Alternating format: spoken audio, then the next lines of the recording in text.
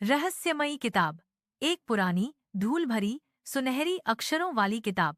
एक दिन टिया स्कूल की लाइब्रेरी में अकेले किताबें ढूंढ रही थी। मिस जोशी किसी काम से बाहर गई थीं और लाइब्रेरी में सिर्फ वह थी। जब टिया एक ऊंची अलमारी के पास पहुंची तो उसे एक किताब जमीन पर गिरी मिली। बहुत पुरानी, धूल से भरी हुई। किताब के ऊपर सुनहरी अक्षरों में लिखा था, इसे मत खोलो, यह जाग जाएगी। टिया को बहुत हैरानी हुई। किताब जागेगी? उसने सोचा। उसने इधर उधर देखा, कोई नहीं था। कुतूहल के मारे उसने किताब खोल ली।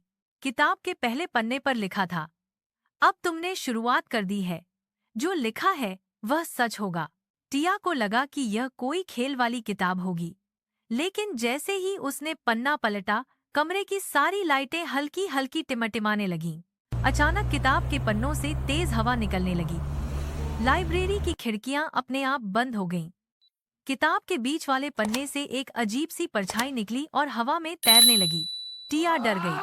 उसने किताब बंद करनी चाहिए, लेकिन किताब अब खुद पन्ने पलट रही थी।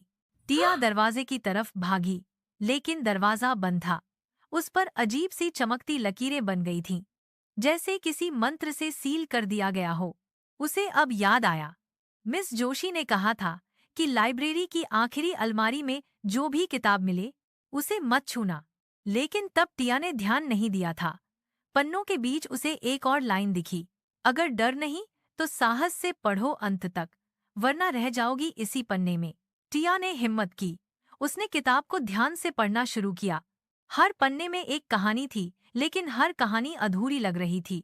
जब वह आखिरी पन्ने तक पहुंची, वहां लिखा था, जो अपने डर का सामना करता है वही असली पाठक होता है। अब बंद करो किताब और वादा करो, अगली बार बिना पूछे कुछ नहीं उठाओगी। टिया ने झट से वादा किया और किताब बंद कर दी। लाइटें फिर से जल उठीं, दरवाजा खुल गया और सब कुछ सामान्य हो गया। अगले दिन टिया ने मिस जोशी को सब कुछ बताया। मिस जोशी मुस्कराईं और बोली, वो किताब हर 100 साल में किसी एक जिज्ञासु बच्चे को मिलती है और वो सबक सिखा जाती है। अब टिया कभी बिना पूछे कोई काम नहीं करती।